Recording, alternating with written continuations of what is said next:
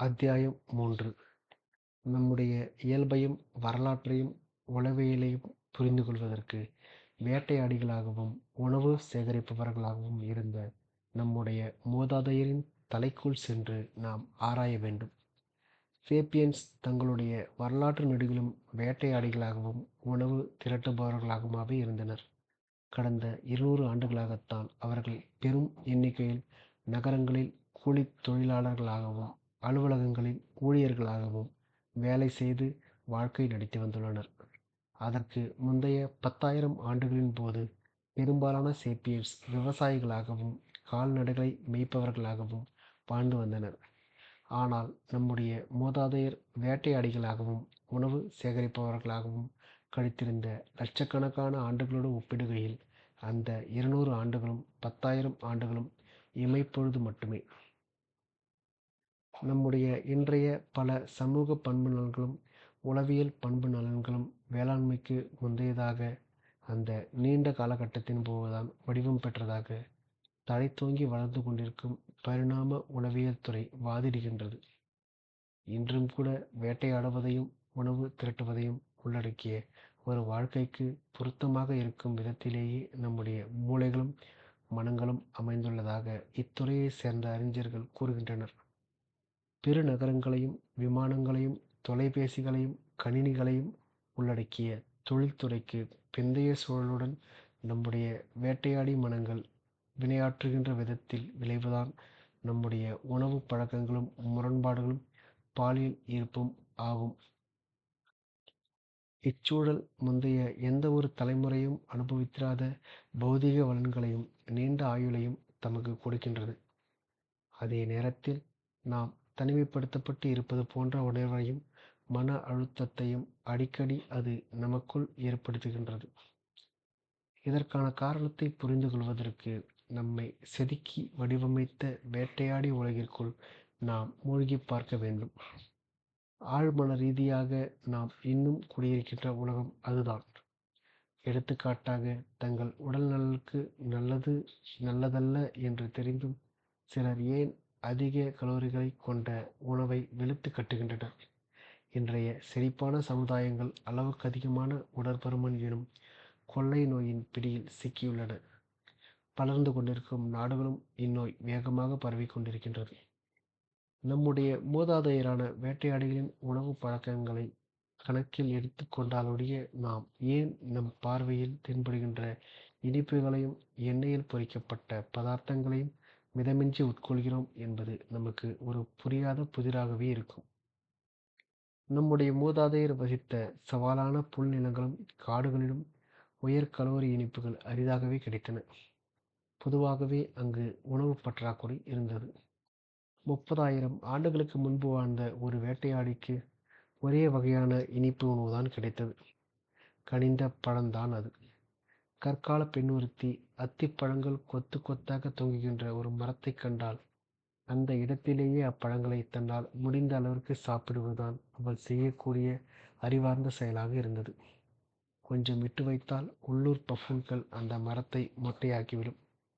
உயர் கலோரி உணவுப் பொருட்களை வயிறு முட்ட சாப்பிடுவதற்கான உள்ளுணர்வு நம்முடைய மரபணுக்களில் ஆழமாக பதிவு செய்யப்பட்டுள்ளது. இன்று பல்வேறு உணவுப் பொருட்கள் அடைகாக்கப்பட்ட குளிர்சாதன பெட்டிகளுடன் கூடிய உயரமான குடியிருப்பு வீடுகளில் நாம் வசிக்கக்கூடும். ஆனாலும் நாம் சவாலான புல் நிலங்களில் இருப்பதாகத்தான் நம்முடைய டிஎன்ஏ இன்னும் நினைக்கின்றது. அதனால்தான் நம்முடைய குளிர்பதன பெட்டியில் ஒரு ஐஸ்கிரீம் டப்பாவை கண்டால் நாம் உடனடியாக அதை காலி செய்துவிட்டு ஒரு பெரிய பாட்டில் கோக்கையும் குடித்து முடிந்து மகிழ்கிறோம். வயிறு முட்ட சாப்பிட வைக்கும் மரபணு கோட்பாடு மிக பரவலாக ஏற்றுக்கொள்ளப்பட்டுள்ளது. மற்ற அனைத்து கோட்பாடுகளும் சர்ச்சைக்குரியவையாக இருக்கின்றன. எடுத்துக்காட்டாக, பண்டைய வேட்டையாடி குழுக்கள் ஒருவனுக்கு ஒருத்தி என்று வாழ்ந்த தம்பதிகளை மையமாக கொண்ட தனி குடித்தன குடும்பங்களை உள்ளடக்கியவை அல்ல என்றும், மாறாக தனிப்பட்ட சொத்துக்கள் ஒருவனுக்கு ஒருத்தி என்ற வகையான உறவுகள் தத்தமை போன்ற எதுவும் இல்லாத குழுக்களாகவே அவர்கள் வாழ்ந்தனர் என்றும் சில பரிணாம உளவியலாளர்கள் வாதிடுகின்றனர். அப்படிப்பட்ட ஒரு குழுவில் ஒரு பெண்ணால் பல ஆண்களுடன் உடலுறவு வைத்துக் கொள்ள முடிந்தது. அவர்களோடு நெருக்கமான பிணைப்புகளை உருவாக்கி கொள்ள முடிந்தது. அவளுக்கு பிறந்த குழந்தைகளை வளர்த்தெடுப்பதில் அக்குழுவில் இருந்த பெரியவர்கள் அனைவரும் முழுமையாக ஒத்துழைத்தனர். எந்த குழந்தைகள் தன்னுடையவர்கள் என்பது எந்த ஆணுக்கும் உறுதியாக தெரிந்திராததால் எல்லா குழந்தைகளின் மீதும் அவர்கள் சமமான அக்கறையை வெளிப்படுத்தினர். அப்படிப்பட்ட ஒரு சமூக கட்டமைப்பு கட்டுப்பாடுகள் ஏதுமற்ற பாலின சுதந்திரத்தை தூக்கி பிடித்த ஹிப்பி சமூகத்தினரின் கற்பனை உலகம் அல்ல. இப்போக்கு விலங்குகளிடமும் நிலவுவதாக பதிவு செய்யப்பட்டுள்ளது. குறிப்பாக நம்முடைய மிக நெருங்கிய உறவினர்களான சிம்பன்சிகள் மற்றும் பெனோபோக்களிடம் இப்போக்கை காணலாம். இன்றைய மனித கலாச்சாரங்கள் பலவற்றிலும் கூட்டு தந்தமை முறை கடைபிடிக்கப்படுகின்றது. எடுத்துக்காட்டாக பாரி இந்தியர்களிடையே இப்பழக்கம் நிலவுகிறது. ஒரு குழந்தை தனியொரு மனிதனின் விந்தணுவிலிருந்து பிறக்கவில்லை, மாறாக ஒரு பெண்ணின் கருப்பையில் சேகரிக்கப்பட்டுள்ள பல விந்துக்களிலிருந்து பிறக்கின்றது என்று அப்படிப்பட்ட சமுதாயங்கள் நம்புகின்றன. ஒரு நல்ல தாய் பல்வேறு ஆண்களுடன் உறவு கொள்வதில் தீவிரமாக இருப்பாள். குறிப்பாக அவள் கருவுற்றிருக்கும் போது அவள் அதில் அதிதீவிரமாக இருப்பாள். ஏனெனில் தன்னுடைய குழந்தை வெறுமனே ஒரு சிறந்த வேட்டையாடியின் பண்புகளை மட்டுமில்லாமல் கதை சொல்வதில் திறமை பெற்ற ஒரு வீரன், மிக வலிமையான மாவீரன் ஒருவன், மிகுந்த கரிசனம் கொண்ட ஒரு காதலன் ஆகியோரின் பண்பு நலன்களையும் சுவீகரிக்க வேண்டும் என்று அவள் விரும்புவாள். அதோடு இத்தனை பேரும் தன் குழந்தையை வளர்ப்பதில் பங்கு கொள்ள வேண்டும் என்றும் அவள் விரும்புகிறாள். கேட்பதற்கு இது அபத்தமாக இருந்தால் பின்வரும் விஷயத்தை நினைவில் வைத்துக் கொள்ளுங்கள். நவீன கருவியல் ஆய்வு தோற்றுவிப்பதற்கு முன்பு வரை குழந்தைகள் எப்போதும் ஒரே தந்தையின் மூலமாக மட்டுமே பெற்றெடுத்ததற்கான வலிமையான சான்றுகள் எதுவும் மக்களிடம் இருக்கவில்லை.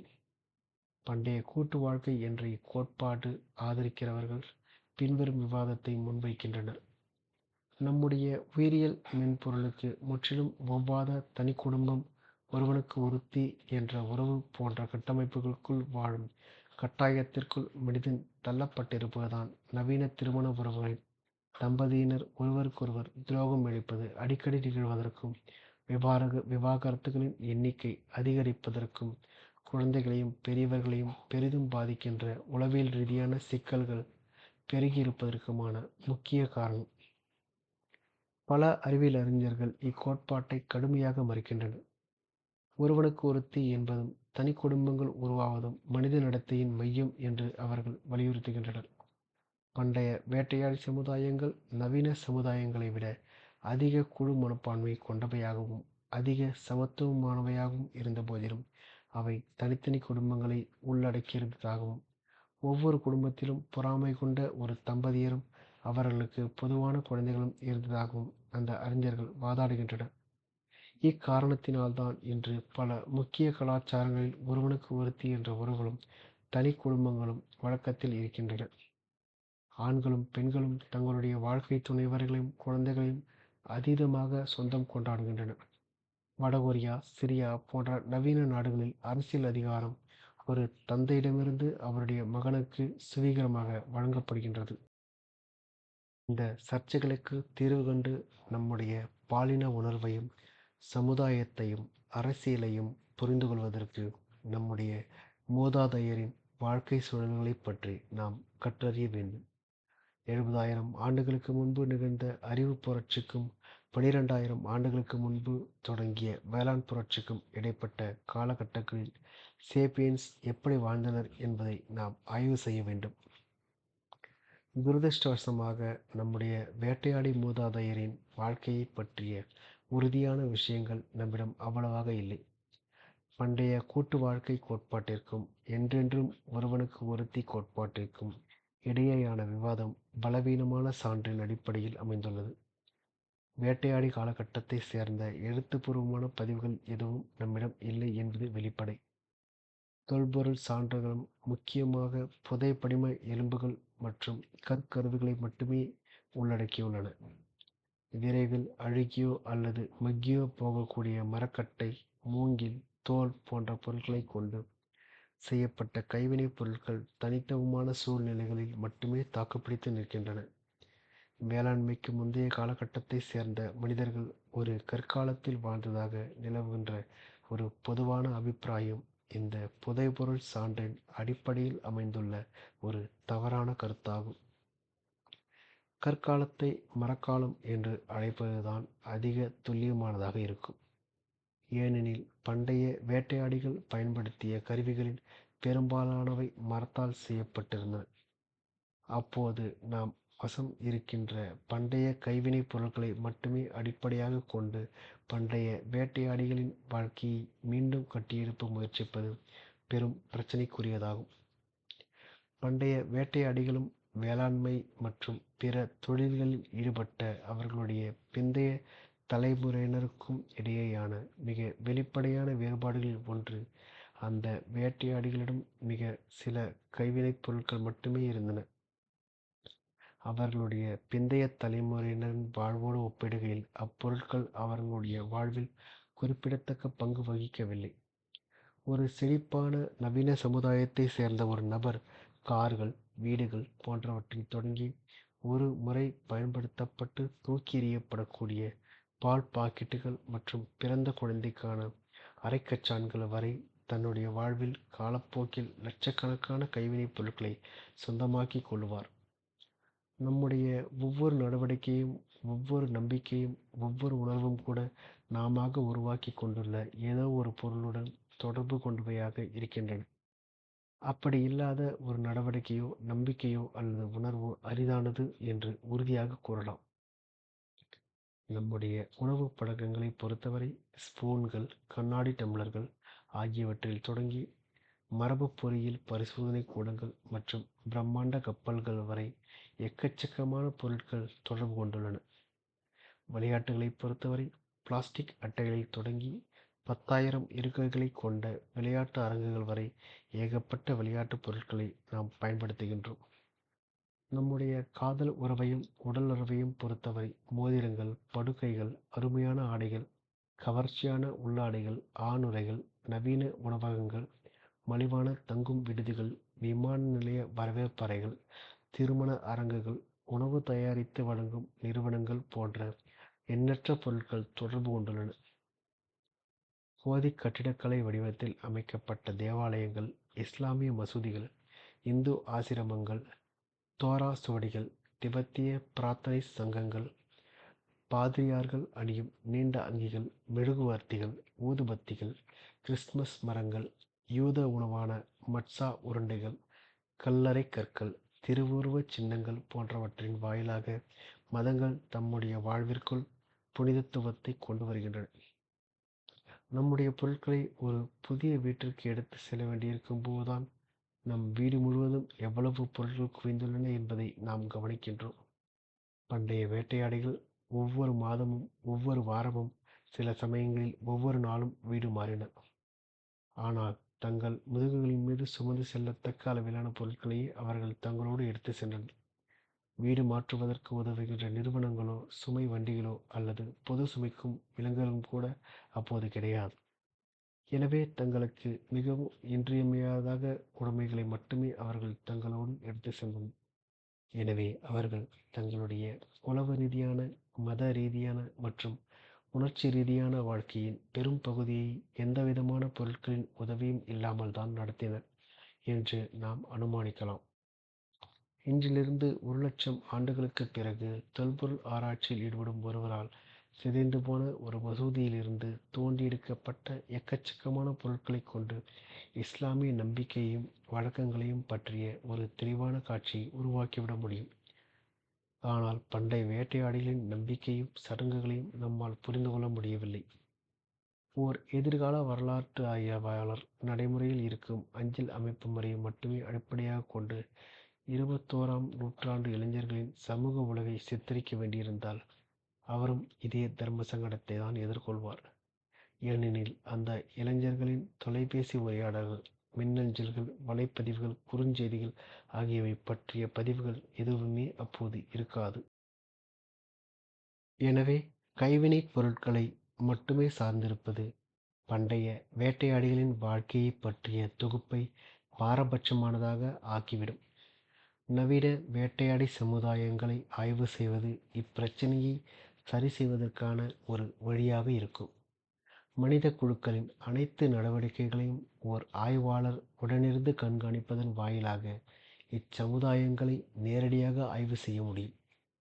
நவீன வேட்டையாடி சமுதாயங்களை ஆய்வு செய்வதிலிருந்து தெரியவரும் விஷயங்களை பண்டைய வேட்டையாடி சமுதாயங்களின் வாழ்க்கையைப் பற்றிய தகவல்களை தெரிந்து கொள்ள பயன்படுத்துவதில் மிகவும் எச்சரிக்கையாக இருக்க வேண்டியது நியாயமான காரணங்கள் இருக்கத்தான் செய்கின்றன. முதலாவதாக, நீண்டகாலம் தாக்குப்பிடித்து நவீன காலகட்டத்திற்குள் அடியெடுத்து வைத்துள்ள வேட்டையாடி சமுதாயங்கள் அனைத்தும் அண்டை பகுதிகளில் உள்ள வேளாண் சமுதாயங்கள் மற்றும் தொழிற்சமுதாயங்களின் தாக்கத்திற்கு ஆளாகியுள்ளன. அதன் விளைவாக அவர்கள் விஷயத்தில் எவையெல்லாம் உண்மையோ, ஆயிரக்கணக்கான ஆண்டுகளுக்கு முன்பு வாழ்ந்த வேட்டையாடி சமுதாயங்களின் விஷயத்திலும் அவையெல்லாம் உண்மையாக இருந்ததாக அனுமானிப்பது ஆபத்தானது. இரண்டாவதாக, வேளாண்மைக்கு துளிகூட பொருந்தாத கடுமையான தட்பவெப்பநிலைகளைக் கொண்ட உயிர்வாழ மிக கடினமான நிலப்பகுதிகளில்தான் நவீன வேட்டையாடி சமுதாயங்கள் குறிப்பாக உயிர் பிழைத்து வந்துள்ளனர். யாங்சி ஆற்றுப் பள்ளத்தாக்கைப் போன்ற வளமான பகுதிகளில் வாழ்ந்த பண்டைய சமுதாயங்களைப் பற்றி புரிந்துகொள்வதற்கு தெற்கு ஆப்பிரிக்காவில் உள்ள கலஹாரி பாலைவனம் போன்ற மிக கடுமையான சூழல்களைக் கொண்ட பகுதிகளில் வாழத் தங்களை பழக்கப்படுத்திக் கொண்டுள்ள சமுதாயங்களை ஒரு முன்மாதிரியாக எடுத்துக்கொள்வது தவறான திசையில் நம்மை வழிநடத்தக்கூடும். குறிப்பாக கலஹாரி பாலைவனம் போன்ற ஒரு பகுதியின் மக்கட்தொகை அடர்த்தி பண்டைய யாங்சியை சுற்றிய பகுதியின் மக்கட்தொகை அடர்த்தியை விட மிக குறைவுதான். இது மனித குழுக்களின் அளவு மற்றும் கட்டமைப்பை பற்றியும் அவற்றுக்கு இடையேயான உறவுகளைப் பற்றியுமான முக்கிய கேள்விகளுக்கு விடை காண்பதில் மிக முக்கிய தாக்கம் விளைவிப்பதாக உள்ளது. மூன்றாவதாக, வேட்டையாடி சமுதாயங்களில் மிகவும் வெளிப்படையாக தெரிகின்ற ஒரு பண்பு நலன் அவை ஒன்றிடமிருந்து மற்றொன்று மிகவும் வேறுபட்டுள்ளன என்பதுதான். உலகில் ஒரு பகுதியில் இருந்த சமுதாயங்கள் இன்னொரு பகுதியில் இருந்த சமுதாயங்களோடு வேறுபட்டிருந்ததோடு மட்டுமல்லாமல், ஒரே பகுதியில் இருந்த பல்வேறு சமுதாயங்களுக்கு இடையேயும் மிகுந்த வேறுபாடுகள் காணப்பட்டன. முதலாக ஆஸ்திரேலியாவில் குடியேறிய ஐரோப்பியர்கள் ஆஸ்திரேலிய பழங்குடியின மக்களிடையே கண்ட பல்வேறு வகைகள் இதற்கான ஒரு நல்ல எடுத்துக்காட்டு. ஆங்கிலேயர்கள் ஆஸ்திரேலியாவை கைப்பற்றுவதற்கு முன்பு அங்கு 200 முதல் 600 பழங்குடிகள் வரை இருந்தன. அவற்றில் மொத்தமாக 3 லட்சத்திலிருந்து 7 லட்சம் வேட்டையாடிகள் இருந்தனர். அப்பழங்குடிகள் ஒவ்வொன்றும் பல குழுக்களாக பிரிக்கப்பட்டிருந்தன. ஒவ்வொரு பழங்குடியினரும் தனக்கென்று சொந்தமான ஒரு மொழியையும் மதத்தையும் பழக்க வழக்கங்களையும் சடங்குகளையும் கொண்டிருந்தனர். இன்று தெற்கு ஆஸ்திரேலியாவில் உள்ள அடிலெய்டு நகரம் அமைந்துள்ள இடத்தை சுற்றிலும் அப்போது தந்தைவழி குலத்தினர் வாழ்ந்தனர். இக்குலத்தினர் எல்லை அடிப்படையில் மட்டுமே பழங்குடிகளாக இருந்தனர். இதற்கு நேர்மாறாக வடக்கு ஆஸ்திரேலியாவில் வாழ்ந்த சில பழங்குடிகள் ஒரு நபரின் தாய்வழி மூதாதையர் மரபு அதிக முக்கியத்துவம் கொடுத்தனர். ஒரு நபருடைய பழங்குடி அடையாளம் அந்நபரின் எல்லையை சார்ந்திருக்கவில்லை, மாறாக அவருடைய குலத்தின் மரபு சின்னத்தை சார்ந்திருந்தது. இந்த அடிப்படையில் பார்க்கும்போது பண்டைய வேட்டையாடிகளுக்கு இடையே காணப்பட்ட பல்வேறு குலப்பிரிவுகளும் பல்வேறு வகையான கலாச்சாரங்களும் பிரமிப்பூட்டுவையாக இருந்தன என்பதும், வேளாண் புரட்சி ஏற்படும் வரை இவ்வுலகை ஆக்கிரமித்திருந்த 50லிருந்து 80 லட்சம் வேட்டையாடிகள் ஆயிரக்கணக்கான மொழிகளையும் கலாச்சாரங்களையும் கொண்ட ஆயிரக்கணக்கான பழங்குடிகளாக பிரிக்கப்பட்டிருந்தனர் என்பதும் வெளிப்படையாக தெரிகின்றது. அறிவு புரட்சி வழங்கிய முக்கியமான சேதனங்களில் ஒன்று இது. புனைக்கதை தோன்றியதை அடுத்து ஒரே மாதிரியான டிஎன்ஏவை கொண்ட ஒரே சூழலில் வாழ்ந்த மக்கள் கூட பல்வேறு வகையான கற்பனையான யதார்த்தங்களை உருவாக்கினர். அந்த யதார்த்தங்கள் பல்வேறு விதிமுறைகளாகவும் விழுமியங்களாகவும் உருப்பெற்றன. எடுத்துக்காட்டாக, இன்று ஆக்ஸ்போர்ட் பல்கலைக்கழகம் அமைந்துள்ள இடத்தில் 30,000 ஆண்டுகளுக்கு முன்பு வாழ்ந்த ஒரு வேட்டையாடி குழுவினர் இன்று கேம்பிரிட்ஜ் பல்கலைக்கழகம் அமைந்துள்ள இடத்தில் அப்போது வாழ்ந்த ஒரு வேட்டையாடி குழுவினர் பேசிய மொழியிலிருந்து வேறுபட்ட ஒரு மொழியை பேசியிருப்பர் என்று நம்புவதற்கு பல்வேறு காரணங்கள் இருக்கின்றன. ஒரு குழுவினர் சண்டையிடும் மனப்போக்கை கொண்டவர்களாகவும் மற்றொரு குழுவினர் அமைதி விரும்பிகளாகவும் இருந்திருக்கக்கூடும். கேம்பிரிட்ஜ் நகரில் வாழ்ந்த குழுவினர் தங்களுடைய காவல் தெய்வங்களின் மரச்சிலைகளை செதுக்குவதில் பல மணி நேரத்தை செலவிட்டிருந்திருக்கக்கூடும். ஆனால் ஆக்ஸ்போர்டு நகரில் வாழ்ந்த குழுவினர் நடனத்தின் மூலம் வழிபட்டிருக்கக்கூடும். கேம்பிரிட்ஜ் வாசிகள் மறுபிரிவில் நம்பிக்கை கொண்டிருந்திருக்கக்கூடும். ஆனால் ஆக்ஸ்போர்டு வாசிகள் அது அபத்தம் என்று கருதியிருக்கக்கூடும். ஒரு சமுதாயத்தில் ஓரின உறவுகள் ஏற்றுக்கொள்ளத்தக்கவையாக இருந்திருக்கக்கூடும். ஆனால் இன்னொரு சமுதாயத்தில் அதற்கு தடை விதிக்கப்பட்டு இருந்திருக்கக்கூடும். வேறு வார்த்தைகளில் கூறினால், நவீன வேட்டையாடி சமுதாயங்களை நெருக்கமாக கண்காணிப்பது பண்டைய வேட்டையாடிகளுக்கு இருந்த சாத்தியக்கூறுகளில் சிலவற்றை நாம் புரிந்து கொள்ள நமக்கு உதவக்கூடும். என்றாலும் பண்டைய சமுதாய கூறுகளின் தொடுவானம் மிகவும் பரந்து விரிந்திருந்தது. அதன் பெரும் பகுதி நம்முடைய பார்வையிலிருந்து மறைக்கப்பட்டுள்ளது. ஹோமோசேப்பியன்ஸின் இயல்பான வாழ்க்கை முறை பற்றிய விவாதங்கள் முக்கிய கருத்தை தவறவிட்டிருக்கின்றன. அறிவுப் புரட்சி ஏற்பட்டதிலிருந்து சேப்பியன்ஸிற்கு இயல்பான வாழ்க்கை முறை என்று எதுவும் இருந்ததில்லை. திகைப்பூட்டும் அளப்பரிய சாத்தியக்கூறுகளுக்கு இடையே சேப்பியன்ஸ்களுக்கு இருப்பதெல்லாம் கலாச்சார தேர்ந்தெடுப்புகள் மட்டுமே. செழிப்பில் திளைத்த பூர்வீக சமுதாயம். வேளாண்மைக்கு முந்தைய காலகட்டத்தில் வாழ்க்கை எப்படி இருந்திருக்கும் என்று பொத்தம் பொதுவாக எவற்றை நம்மால் கூற முடியும்? பெரும்பான்மை மக்கள் சிறு குழுக்களாக வாழ்ந்தனர் என்றும், ஒவ்வொரு குழுவிலும் பல டஜன் நபர்களிடமிருந்து சில நூறு உறுப்பினர்கள் வரை இருந்தனர் என்றும், அந்த உறுப்பினர்கள் அனைவரும் மனிதர்கள் என்றும் கூறுவது பாதுகாப்பானதாக இருக்கும். இதில் கடைசி விஷயம் முக்கியமாக கவனிக்கப்பட வேண்டிய ஒன்று. ஏனெனில் அது அவ்வளவு வெளிப்படையானது அல்ல. வேளாண் சமுதாயங்களிலும் தொழிற் சமுதாயங்களிலும் இருக்கின்ற உறுப்பினர்களில் பெரும்பான்மையானவை மனிதர்களின் பயன்பாட்டிற்காக அவர்களால் பழக்கப்படுத்தப்பட்டுள்ள விலங்குகளே. அவை தம்முடைய எஜமானர்களுக்கு சமமானவை அல்ல என்றாலும் அவற்றையும் அச்சமுதாயங்களின் உறுப்பினர்களாகத்தான் கருத வேண்டும் என்பதில் ஐயமில்லை. இன்று நியூசிலாந்து என்று அழைக்கப்படுகின்ற சமுதாயம் 45 லட்சம் சேப்பியன்ஸையும் 5 கோடி செம்மறியாடுகளையும் உள்ளடக்கியுள்ளது. இந்த பொதுவான விதிக்கு ஒரே விதிவிலக்கு இருந்தது. நாய்தான் அது. ஹோமோசேப்பியன்ஸால் பழக்கப்படுத்தப்பட்ட முதல் விலங்கு நாய்தான். இது வேளாண் புரட்சிக்கு முன்பு நிகழ்ந்தது. துல்லியமாக எந்த தேதியில் அது நடந்தது என்பதில் நிபுணர்கள் முரண்படுகின்றனர். ஆனால் சுமார் 15,000 ஆண்டுகளுக்கு முன்பிருந்து நாய்கள் பழக்கப்படுத்தப்பட்டு வந்ததற்கான மறுக்கப்பட முடியாத சான்றுகள் இருக்கின்றன. நாய்கள் பல்லாயிரக்கணக்கான ஆண்டுகளுக்கு முன்பாக மனித கூட்டங்களோடு நம்மை இணைத்துக் கொண்டிருக்கக்கூடும். வேட்டையாடுவதற்கும் சண்டையிடுவதற்கும் நாய்கள் பயன்படுத்தப்பட்டன. காட்டு விலங்குகளையும் அத்துமீறி நுழையும் மனிதர்களையும் பற்றி எச்சரிப்பதற்காக ஒரு அமைப்பு முறையாகவையும் அவை பயன்படுத்தப்பட்டுள்ளன. காலப்போக்கில் பல தலைமுறைகளின் ஊடாக இவ்விரு இனங்களும் ஒன்றுக்கொன்று சிறப்பாக தகவல்களை பரிமாறிக் கொள்ளக்கூடிய விதத்தில் சேர்ந்து பரிணாம வளர்ச்சி அடைந்தன.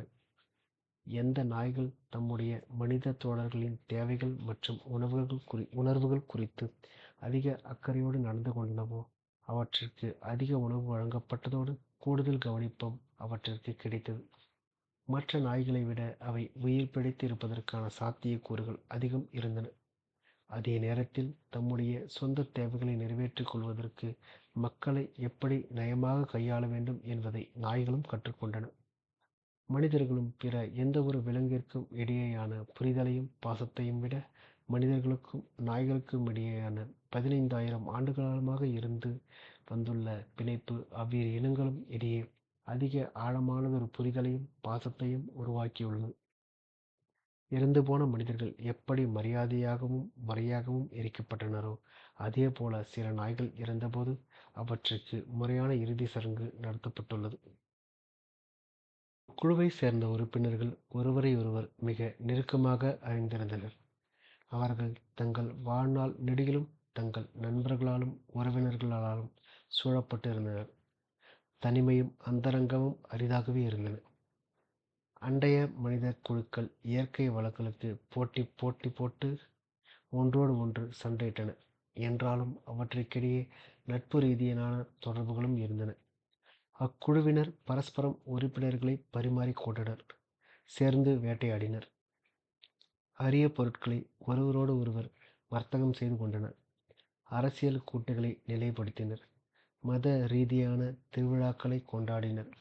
அப்படிப்பட்ட ஒத்துழைப்பு ஹோமோசேப்பியன்ஸின் முக்கியமான அடையாள சின்னங்களில் ஒன்றாக இருந்தது. பிற மனித இனங்களுக்கு இல்லாத ஓர் இன்றியமையாத அனுகூலத்தை அது சேப்பியன்ஸுக்கு கொடுத்தது. சில நேரங்களில் அண்டை குழுக்களுடனான உறவுகள் மிகவும் உறுதியாக இருந்தன. அப்போது அவை எல்லாமாக ஒன்றிணைந்து ஒரே பழங்குடியினராக ஆயின. அப்பழங்குடியில் அனைவருக்கும் ஒரு பொதுவான மொழியும், பொதுவான கட்டுக்கதைகளும், பொதுவான விதிகளும், பொதுவான விழுமியங்களும் இருந்தன. ஆனாலும் அப்படிப்பட்ட புறவயமான உறவுகளின் முக்கியத்துவத்தை நாம் அளவுக்கதிகமாக மதிப்பிட்டு விடக்கூடாது. நெருக்கடியான காலகட்டங்களில் அக்கம் பக்கத்துக் குழுவினர் அனைவரும் ஒன்றிணைந்தாலும், அவர்கள் எப்போதேனும் இணைந்து வேட்டையாடினாலும், விருந்து உட்கொண்டாலும், அவர்கள் தங்களுடைய நேரத்தின் பெரும் பகுதியை தங்களுடைய சொந்த குழுவிற்குள் முற்றிலும் தனியாகவும் சுதந்திரமாகவும் கழித்தனர். சிப்பிகள், அம்பர் பிசின், நிறமிகள் போன்ற மதிப்புமிக்க பொருட்கள் மட்டுமே வர்த்தகம் செய்யப்பட்டன. மக்கள் தங்களுடைய முக்கிய உணவான பழங்களையும் இறைச்சியையும் வர்த்தகம் செய்வதற்கோ அல்லது தங்கள் பிழைத்திருப்பதற்காக ஒரு குழுவினர் இன்னொரு குழுவினரிடமிருந்து பொருட்களை இறக்குமதி செய்வதை சார்ந்திருந்ததற்கோ எந்தவொரு சான்றும் இல்லை. சமுதாய ரீதியான மற்றும் அரசியல் ரீதியான உறவுகளும் தொடர்ச்சியாக இருக்கவில்லை. அப்பழங்குடியினர் ஒரு நிரந்தரமான அரசியல் கட்டமைப்பாக செயல்படவில்லை. பல்வேறு குழுக்கள் அவ்வப்போது சந்தித்து பேசுவதற்கான இடங்கள் இருந்தபோதிலும், நிரந்தரமான நகரங்களோ அல்லது அமைப்புகளோ இருக்கவில்லை. ஒரு சராசரி நபரால் தன்னுடைய சொந்த குழுவிற்கு வெளியே யாரையும் பார்க்காமலும் யாரோடும் பேசாமலும் பல மாதங்கள் வாழ முடிந்தது. தன்னுடைய வாழ்நாளில் மொத்தமாக ஒரு சில 100 மனிதர்களை அவர் சந்தித்திருந்தால் அதிகம். சேப்பியன்ஸ் கூட்டத்தினர் பரந்து விரிந்த பகுதிகள் நெடுகிலும் ஆங்காங்கே சிறு கூட்டங்களாக பரவியிருந்தனர். வேளாண் புரட்சிக்கு முன்பு ஒட்டுமொத்த புவியின் மக்கள் தொகை இன்றைய கைரோ நகரின் மக்கள் தொகையை விட மிக குறைவாகவே இருந்தது. பெரும்பாலான சேப்பியன்ஸ் குழுக்கள் உணவை தேடி எப்போதும் ஓரிடத்திலிருந்து மற்றொரு இடத்திற்கு அலைந்து திரிந்து கொண்டே இருந்தன. மாறும் பருவகாலங்கள், விலங்குகளின் வருடாந்திர இடப்பெயர்ச்சிகள், தாவரங்களின் வளர்ச்சி சுழற்சிகள் ஆகியவை அவர்களுடைய இடப்பெயர்ச்சிகளின் மீது தாக்கம் ஏற்படுத்தின. அவர்கள் வழக்கமாக ஒரு குறிப்பிட்ட பகுதிக்குத்தான் தொடர்ந்து முன்னும் பின்னும் பயணித்தனர். அவர்கள் நடனமாடிய பகுதி பல டஜன் சதுர கிலோமீட்டரிலிருந்து பல 100 சதுர கிலோமீட்டருக்குள் இடைப்பட்டதாகவே இருந்தது. இயற்கை பேரழிவுகள், கொடூரமான சண்டைகள், மக்கட்தொகை பெருக்க பிரச்சினைகள், ஒரு வசீகரமான தலைவரின் முயற்சி போன்ற ஏதோ ஒரு காரணத்தால் தான் அக்குழுவினர் எப்போதேனும் தங்களுடைய எல்லையை தாண்டி சென்று புதிய நிலங்களை ஆய்வு செய்தனர். அவர்கள் இவ்வாறு உலவைத் திரிந்ததுதான் மனிதர்கள் உலகம் நெடுகிலும் பரவியதற்கான காரணமாகும்.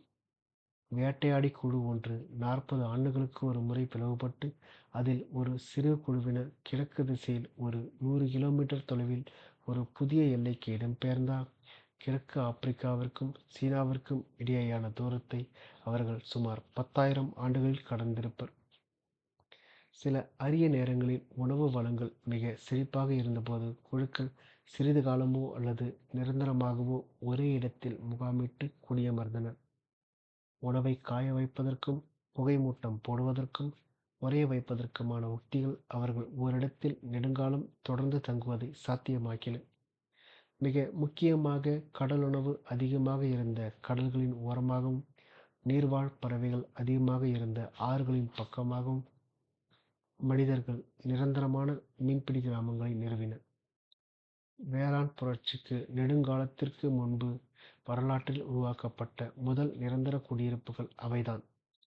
மீன்பிடி கிராமங்கள் ஏறத்தாழ 45,000 ஆண்டுகளுக்கு முன்பு இந்தோனேசிய தீவுகளின் கடற்கரையோரமாக தோன்றியிருக்கக்கூடும்.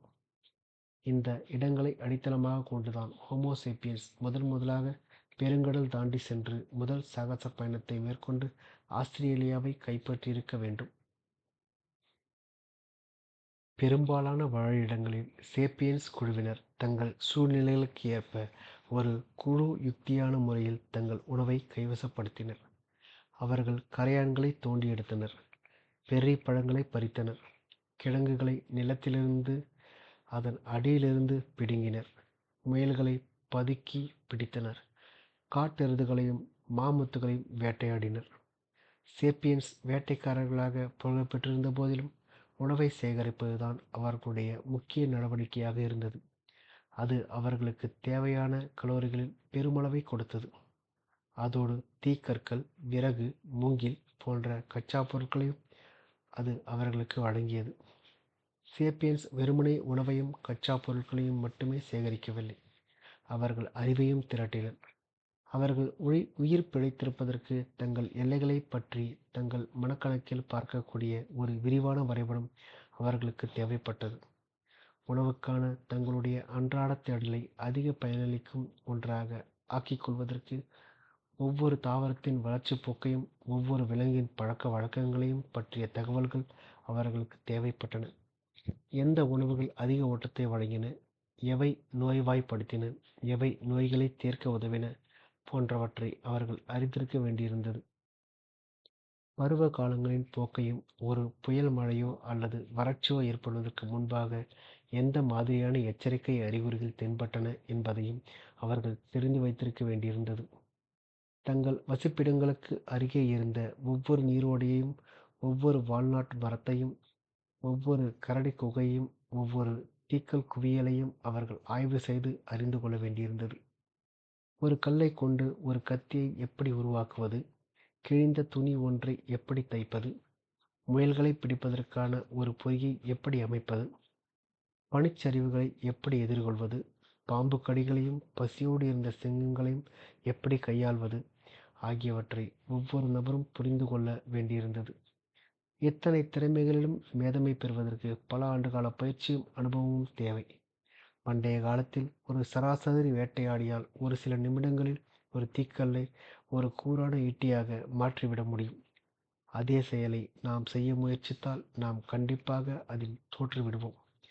தீக்கல் மற்றும் பசால்ட் என்ற எரிமலை பாறையின் செதிலாகும் தன்மையையும் அவற்றை துல்லியமாக பயன்படுத்துவதற்கு தேவையான நுண்ணிய தசைத்திறன்களையும் பற்றிய நிபுணத்துவ அறிவு நம்மில் பெரும்பாலானோருக்கு இல்லை. வேறு வார்த்தைகளில் கூறினால், ஒரு சராசரி வேட்டையாடி தன்னுடைய சூழல் பற்றி தன்னுடைய நவீன வம்சாவளியினரில் பெரும்பான்மையோரை விட அதிக விரிவாகவும் அதிக ஆழமாகவும் அறிந்து வைத்திருந்தான். அவனுடைய அறிவு பரந்துபட்டதாகவும் இருந்தது. இன்று தொழிற் சமுதாயங்களில் உள்ள பெரும்பாலான மக்கள் தங்கள் உயிர் பிழைத்து இருப்பதற்கு இயற்கை, உலகைப் பற்றிய அதிகமான விஷயங்களை தெரிந்து வைத்திருக்க வேண்டிய தேவை இல்லாமல் போய் உள்ளது.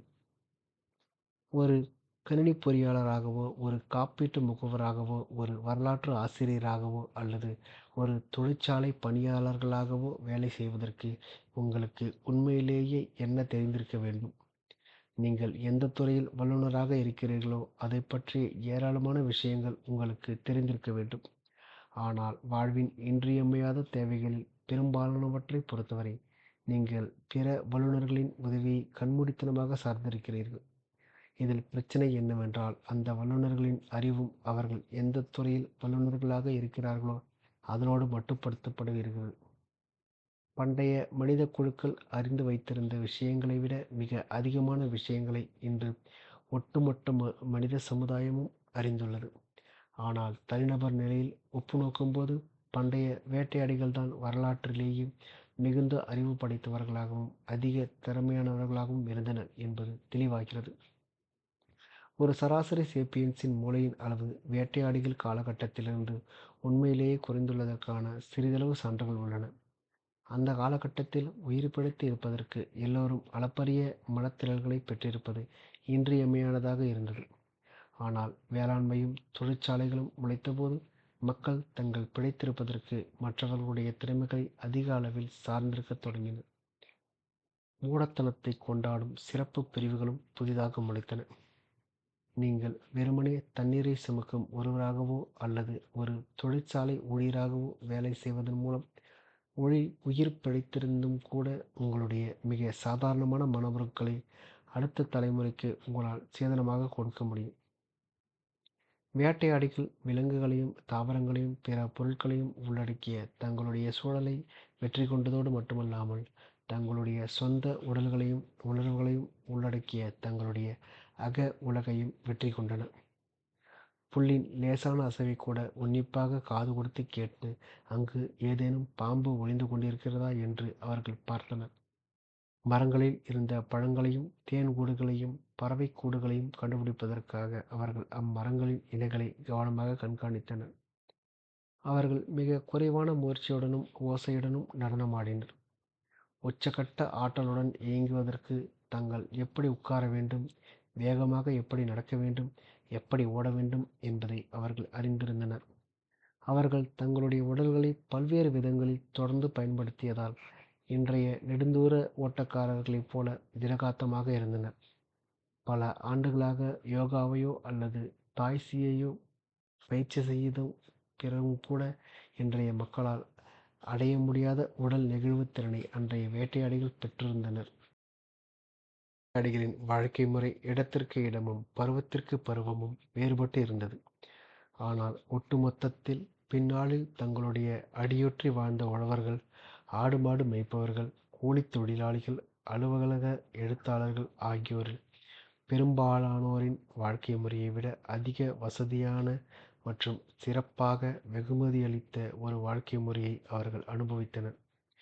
இன்றைய செழிப்பான சமுதாயங்களில் மக்கள் சராசரியாக வாரத்திற்கு 40லிருந்து 45 மணி நேரம் வேலை செய்கின்றனர். வளர்ந்து வரும் நாடுகளைச் சேர்ந்த மக்கள் வாரத்திற்கு 60லிருந்து 70 மணி நேரம் வரை வேலை செய்கின்றனர். ஆனால் கலாரி பாலைவனம் போன்ற மிக கடுமையான வாழ்விடங்களில் இன்றும் வாழ்ந்து கொண்டிருக்கின்ற வேட்டையாடிகள் சராசரியாக ஒரு வாரத்திற்கு 35லிருந்து 45 மணி நேரம் வரை மட்டுமே வேலை செய்கின்றனர்.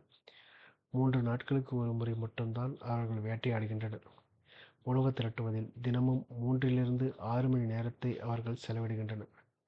சாதாரணமான நேரங்களில் ஒட்டுமொத்த கூட்டத்திற்கும் உணவளிக்க இது போதுமானதாக இருந்தது. கலாரியை விட அதிக செழுமையான பகுதிகளில் வாழ்ந்த பண்டைய வேட்டையாடிகள் தங்களுக்கு தேவையான உணவையும் கச்சா பொருட்களையும் சேகரிப்பதற்கு அதைவிட குறைவான நேரத்தையே செலவிட்டிருந்திருக்க வேண்டும். அது மட்டுமல்லாமல் வேட்டையாடிகளுக்கு வீட்டு வேலைகள் மிக குறைவானதாகவே இருந்தன. கழுவுவதற்கு பாத்திரங்களோ, வாக்யூம் கிளீனரை கொண்டு தூசியை அகற்றுவதற்கு கம்பளங்களோ, பளிச்சூட்டுவதற்கு தரைகளோ, குழந்தைகளுக்கு மாற்றுவதற்கு இடைக்கச்சைகளோ அவர்களுக்கு இருக்கவில்லை. அவர்கள் எதற்கும் எந்த கட்டணமும் செலுத்த வேண்டியிருந்திருக்கவில்லை. வேளாண்மை மற்றும் தொழில்துறை காலத்து பொருளாதாரத்தை விட வேட்டையாடிகள் காலத்து பொருளாதாரம் பெரும்பாலான மக்களுக்கு அதிக சுவாரஸ்யமான வாழ்க்கையை கொடுத்தது. இன்று ஒரு சீன தொழிற்சாலையில் வேலை செய்யும் ஒரு பெண் தொழிலாளி காலையில் 7 மணிக்கு வீட்டை விட்டு வெளியேறி மாசுபட்ட வீதிகள் வழியாக பயணித்து தன் தொழிற்சாலையை அடைந்து தினமும் ஒரே இயந்திரத்தை ஒரே விதத்தில் 10 மணி நேரம் இயக்கி அலுத்துப் போய் வீடு திரும்பும் போது இரவு 7 மணி ஆகிவிடுகிறது. பிறகு அவள் தன் வீட்டில் சமையலை முடித்து பாத்திரங்களை கழுவி துணிகளை துவைக்கிறாள். 30,000 ஆண்டுகளுக்கு முன்பு சீன வேட்டையாடி பெண் ஒருத்தி தன் தோழியருடன் காலை 8 மணிக்குத்தான் முகாமை விட்டு புறப்பட்டிருப்பாள். அவர்கள் எல்லோரும் அருகிலிருந்த காடுகளிலும் பசும்புல் நிலங்களிலும் சுற்றித் திரிந்து காளான்களை சேகரித்திருப்பர். உண்ணுவதற்கு உகந்த கிழங்குகளை நிலத்தின் அடியிலிருந்து தோண்டி எடுத்திருப்பர். தவளைகளை பிடித்திருப்பர். சில சமயங்களில் புலிகளிடமிருந்து அவர்கள் தப்பி ஓடியிருப்பார்கள். முன்மதிய பொழுதிற்குள் அவர்கள் தங்கள் முகாம்களுக்கு திரும்பி வந்து மதிய உணவை தயாரித்திருப்பார்கள். இதனால் அரட்டை அடிப்பதற்கும், கதைகள் கூறுவதற்கும், குழந்தைகளோடு விளையாடுவதற்கும், வெறுமனே சுற்றித் திரிவதற்கும் அவர்களுக்கு ஏகப்பட்ட நேரம் இருந்தது. சில நேரங்களில் அவர்கள் புலிகளிடம் அகப்பட்டு கொண்டனர். பாம்பு கடிகளை அனுபவித்தனர். என்றாலும் சாலை விபத்துகளையோ தொழிற்சாலையால் ஏற்படும் மாசுபாட்டையோ அவர்கள் கையாள வேண்டியிருக்கவில்லை. பெரும்பாலான இடங்களில் பெரும்பாலான நேரங்களில் வேட்டையாடுதலும் உணவு சேகரித்தலும் அவர்களுக்கு தேவையான அனைத்து ஊட்டச்சத்துக்களையும் அவர்களுக்கு கொடுத்தன. இதில் ஆச்சரியம் ஏதுமில்லை. பல்லாயிரக்கணக்கான ஆண்டுகளாக அதுதான் மனித குலத்தின் முக்கிய உணவாக இருந்து வந்தது. மனித உடல் அத்தகைய உணவு நன்றாக பழக்கப்பட்டிருந்தது. பண்டைய வேட்டையாடிகள் பட்டினியாலோ அல்லது ஊட்டச்சத்து குறைவாலோ துன்புறுத்துவதற்கான வாய்ப்பு மிக குறைவானதாகவே இருந்திருக்க வேண்டும் என்றும், அவர்களுடைய வழித்தோன்றல்களான உழவர்களை விட அவர்கள் பொதுவாக அதிக உயரமானவர்களாகவும் அதிக ஆரோக்கியமானவர்களாகவும் இருந்தனர் என்றும் புதைபடிம எலும்புக்கூடுகளில் இருந்து கிடைத்துள்ள சான்றுகள் சுட்டிக்காட்டுகின்றன. ஒரு குழுவினரின் சராசரி ஆயுட்காலம் 30லிருந்து 40 ஆண்டுகளாக மட்டுமே இருந்தது. குழந்தைகளின் இறப்பு விகிதம் அதிகமாக இருந்ததுதான் அதற்கான முக்கிய காரணம். ஆபத்தான முதல் ஒரு சில ஆண்டுகளை வெற்றிகரமாக சமாளித்து விட்ட குழந்தைகள் 60 வயது வரை வாழ்வதற்கான ஒரு நல்ல வாய்ப்பு அங்கு இருந்தது. சிலர் 80 வயது வரை கூட வாழ்ந்தனர். நவீன சமுதாயத்தை சேர்ந்த வேட்டையாடி குழுக்களில் 45 வயது பெண்கள் இன்னுமோர் 20 ஆண்டுகள் வாழ்வார்கள் என்று எதிர்பார்க்கலாம். நவீன வேட்டையாடிகளின் மக்கள் தொகையில் 5லிருந்து 8% நபர்கள் 60 வயதை தாண்டியவர்கள். வேட்டையாடிகள் பல்வேறு வகையான உணவுகளை உட்கொண்டதுதான் அவர்களுடைய வெற்றிக்கான ரகசியமாகும். பட்டினியிலிருந்தும் ஊட்டச்சத்து குறைபாட்டிலிருந்தும் அது அவர்களை காப்பாற்றியது. விவசாயிகள் குறிப்பிட்ட ஒரு சில வகை உணவுகளை மட்டுமே உட்கொள்கின்றனர். அவர்கள் சரிவிகித உணவை உட்கொள்வதில்லை. குறிப்பாக நவீன காலத்திற்கு முந்தைய காலகட்டங்களில் வேளாண் சமுதாய மக்கள் கோதுமை, உருளைக்கிழங்கு, அரிசி போன்ற ஒரே வகையான பயிரிலிருந்துதான் பெரும்பான்மை கலோரிகளை பெற்றனர். மனிதர்களுக்கு இன்றியமையாததாக வைட்டமின்கள், தாது பொருட்கள் மற்றும் பிற ஊட்டப் பொருட்களில் சில இந்த வகையான உணவுகளில் இருப்பதில்லை. பாரம்பரிய சீனாவில் ஒரு சராசரி விவசாயி தினமும் 3 வேளைகளும் அரிசி சோற்றைத்தான் உட்கொண்டான். அவனுக்கு அதிர்ஷ்டம் இருந்தால் மறுநாளும் தனக்கே அதே உணவு கிடைக்கும் என்று அவன் எதிர்பார்க்கலாம். இதற்கு நேர்மாறாக பண்டைய வேட்டையாடிகள் தினமும் பல்வேறுபட்ட உணவுகளை உட்கொண்டனர். விவசாயிகளின் பண்டைய மூதாதையரான வேட்டையாடிகள் காலையில் பெர்ரி பழங்களையும் காளான்களையும், மதியம் நத்தைகளையும் நீர் ஆமைகளையும், இரவில் காட்டு வெங்காயத்தோடு முயல் கறியையும் சாப்பிட்டிருக்கக்கூடும். மறுநாளுக்கான உணவுப் பட்டியல் முற்றிலும் வித்தியாசமானதாக இருந்திருக்கக்கூடும்.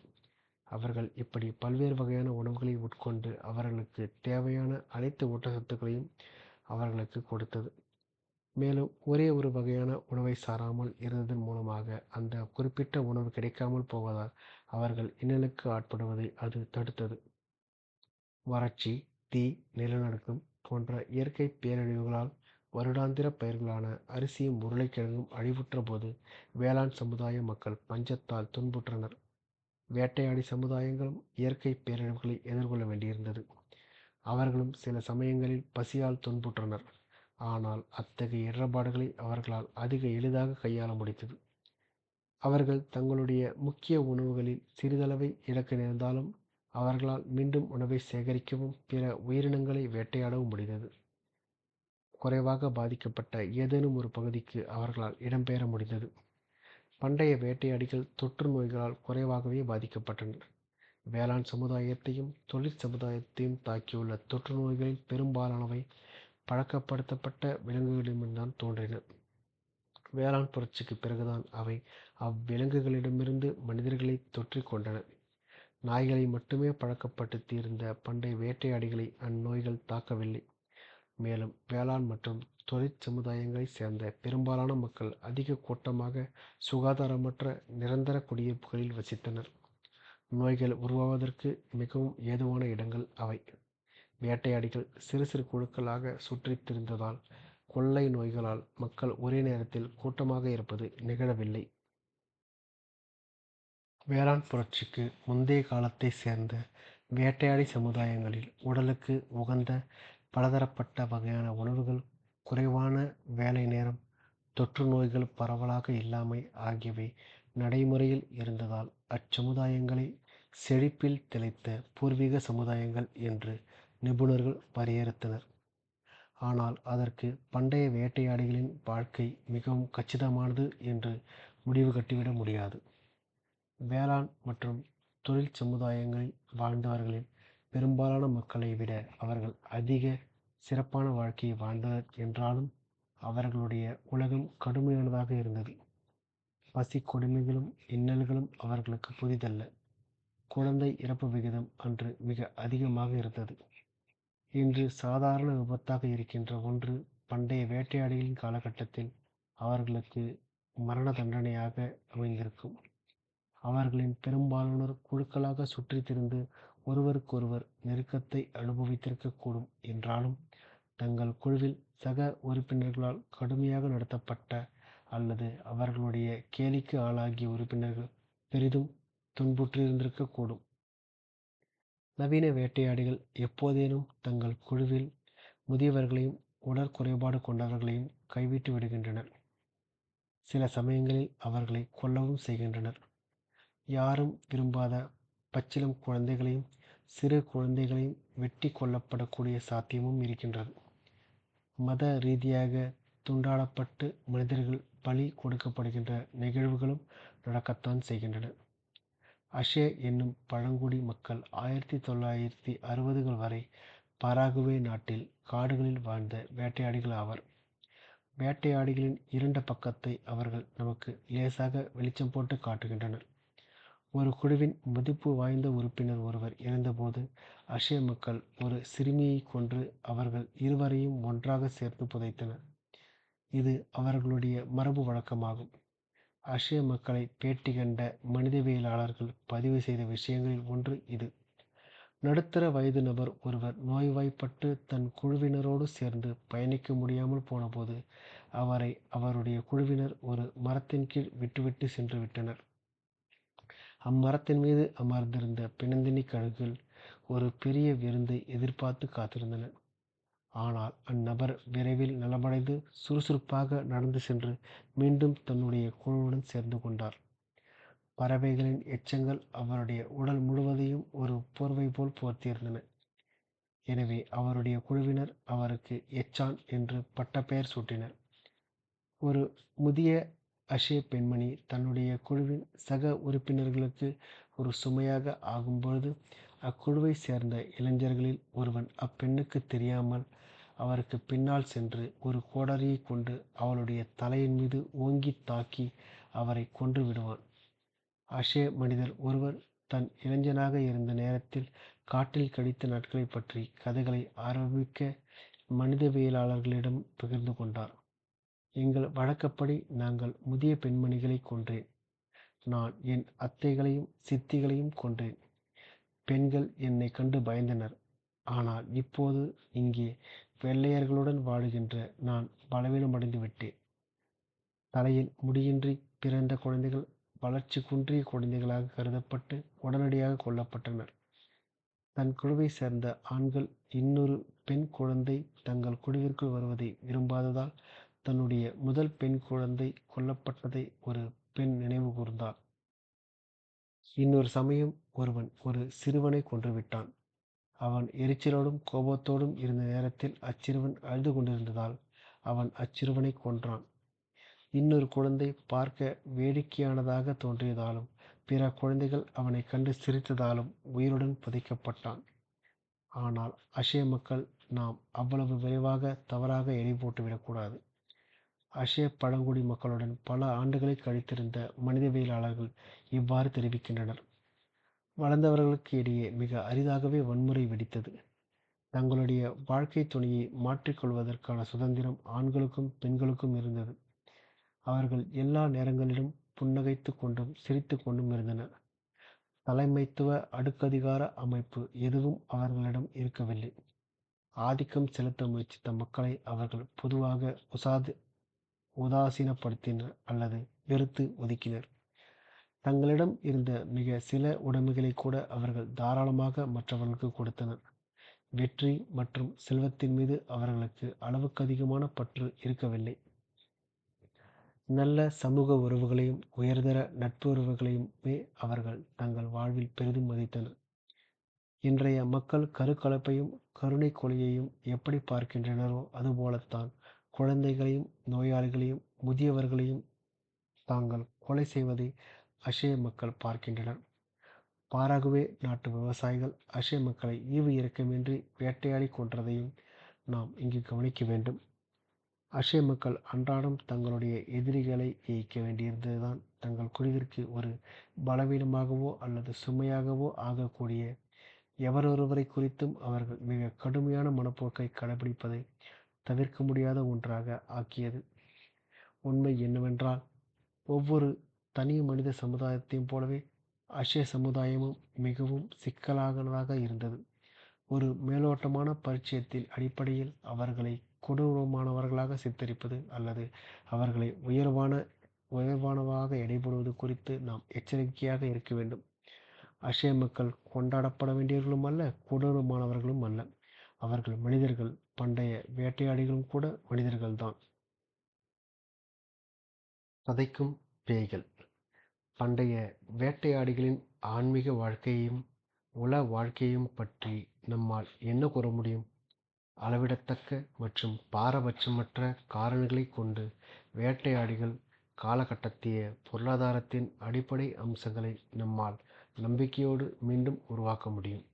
எடுத்துக்காட்டாக, உயிர் வாழ்வதற்கு ஒருவருக்கு தினமும் எத்தனை கலோரிகள் தேவை என்பதையும், 1 கிலோ வால்நட் கொட்டையிலிருந்து எத்தனை கலோரிகள் கிடைக்கும் என்பதையும், ஒரு சதுர கிலோமீட்டர் அளவிலான காட்டிலிருந்து எத்தனை வால்நட் கொட்டைகளை சேகரிக்க முடியும் என்பதையும் நம்மால் கணக்கிட முடியும். இந்த தகவல்களைக் கொண்டு பண்டைய வேட்டையாடிகளின் உணவு முறையில் வால்நட் கொட்டைகளின் முக்கியத்துவம் பற்றி நம்மால் ஏறத்தாழ சரியாக அனுமானிக்க முடியும். ஆனால் பண்டைய வேட்டையாடிகள் வால்நட் கொட்டைகளை ஒரு சுவையான பொருளாக பார்த்தனரா அல்லது ஒரு முக்கிய உணவாக கருதினாரா?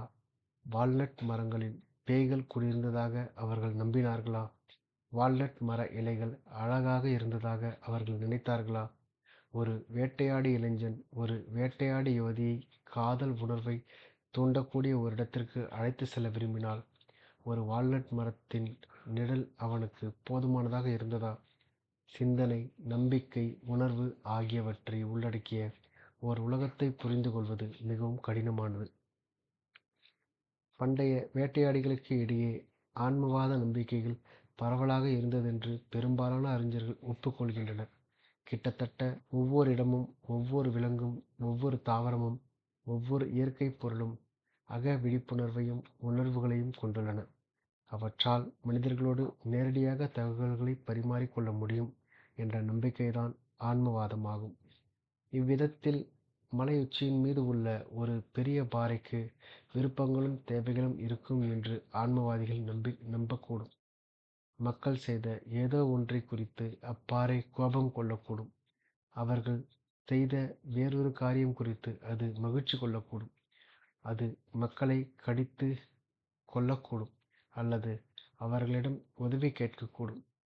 மனிதர்கள் தங்கள் பங்கிற்கு அப்பாறையை அமைதிப்படுத்த முயற்சிக்கக்கூடும் அல்லது அச்சுறுத்தக்கூடும்.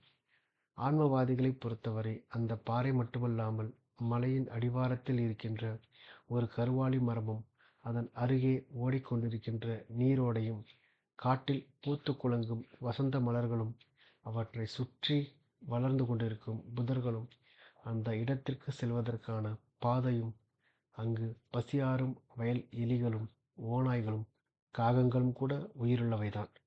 ஆன்மவாதிகளின் உலகில் பொருட்களும் உயிரினங்களும் மட்டுமே உயிரும் உணர்வும் கொண்டவை அல்ல. மாறாக, இறந்தவர்களின் ஆவிகளும், நாம் இன்று தேவதைகள் என்றும் அரக்கர்கள் என்றும் அழைக்கின்ற வகையிலான தோழமையான மற்றும் தீய நோக்கு கொண்டவையும் கூட உயிரும் உணர்வும் உள்ளவைதான். மனிதர்களும் பிற உயிரினங்களும் இடையே எந்த ஒரு தடை சுவரும் இல்லை என்றும், பேச்சு, பாடல், ஆடல், விழாக்கள் போன்றவற்றின் வாயிலாக அவர்களால் நேரடியாக தகவல் பரிமாறிக்கொள்ள முடியும் என்றும் ஆன்மவாதிகள் நம்புகின்றனர். மேலும் ஒரு வேட்டைக்காரன் ஒரு மான் கூட்டத்தை பார்த்து அவற்றில் ஒன்று தானாகவே தன்னை தியாகம் செய்ய வேண்டும் என்று அவற்றிடம் கேட்கக்கூடும். அவனுடைய வேட்டை வெற்றிகரமானதாக அமைந்தால் இறந்துபோன அந்த விலங்கிடம் அவன் மன்னிப்பு கேட்கக்கூடும். யாரேனும் ஒருவர் நோய்வாய்ப்படும் போது அந்த நோயை தோற்றுவித்த ஆவியை தொடர்பு கொண்டு அதை அமைதிப்படுத்தவோ அல்லது பயமுறுத்தி துரத்தவோ ஒரு மாந்திரிகனால் முடியும். தேவைப்பட்டால் அவன் மற்ற ஆவிகளிடமிருந்து உதவி கேட்கக்கூடும். தகவல்களை பரிமாறிக்கொள்ளுகின்ற இந்த அனைத்து நடவடிக்கைகளிலும் பொதுவானதாக இருப்பது அவற்றில் சம்பந்தப்பட்டவை அனைத்தும் உள்ளூர் உயிரினங்கள் என்பதுதான். அவை உலகளாவிய கடவுளர் அல்லர். மாறாக, ஒரு குறிப்பிட்ட மான், ஒரு குறிப்பிட்ட மரம், ஒரு குறிப்பிட்ட நீரோடை அல்லது ஒரு குறிப்பிட்ட பேய்தான். மனிதர்களும் பிற உயிரினங்களும் இடையே எந்த தடையும் இல்லாதது போல அவர்களுக்கிடையே ஒரு கண்டிப்பான அடுக்கதிகார அமைப்பும் இருக்கவில்லை. மனிதர் அல்லாதவை இருப்பது மனிதனுடைய தேவைகளை நிறைவேற்றுவதற்காக மட்டுமே அல்ல. அவை இவ்வுலகை தம் விருப்பம் போல இயக்குகின்ற சர்வ வல்லமை வாய்ந்த கடவுளரும் அல்ல. இவ்வுலகம் மனிதர்களை சுற்றியோ அல்லது வேறு எந்தவொரு குறிப்பிட்ட உயிரினக் குழுவை சுற்றியோ இயங்குவதில்லை. ஆன்மவாதம் என்பது ஒரு குறிப்பிட்ட மதம் அல்ல. ஆயிரக்கணக்கான மதங்கள், வழிபாட்டு மரபுகள், நம்பிக்கைகள் ஆகியவற்றுக்கான ஒரு பொதுப்படையான பெயர் அது. இவ்வுலகத்தையும் அதில் மனிதன் இடத்தையும் குறித்த பொதுவான கண்ணோட்டம்தான் அவர்கள் அனைவரையும் ஆன்மவாதிகளாக ஆக்குகின்றது. பண்டைய வேட்டையாடிகள் அனைவரும் ஆன்மவாதிகள் என்று கூறுவது நவீன வேளாளர்களுக்கு முந்தைய காலகட்டத்தவர்கள் பெரும்பாலும் ஆத்திகவாதிகள் என்று கூறுவதைப் போன்றதாகும். கடவுளர் என்று அழைக்கப்படுகின்ற புலன் கடந்த விஷயங்களை உள்ளடக்கிய ஒரு சிறு குழுவினருக்கும் மனிதர்களுக்கும் இடையேயான ஓர் அடுக்கதிகார உறவுமுறையின் அடிப்படையில் அமைந்த ஓர் உலகளாவிய ஒழுங்குமுறை என்ற கண்ணோட்டம்தான் ஆத்திகமாகும். நவீன வேளாண் காலகட்டத்திற்கு முந்தைய காலகட்டத்தைச் சேர்ந்தவர்கள் இறை நம்பிக்கை கொண்டவர்களாக இருந்தனர் என்று நிச்சயமாக கூறலாம். ஆனால் அது எந்த விவரங்களையும் நமக்கு கொடுப்பதில்லை. ஆத்திகவாதிகள் என்ற பொதுவான வார்த்தை ஏராளமானோரை குறிக்கின்றது. பின்வரும் நபர்கள் அவர்களில் சிலர் ஆவர்.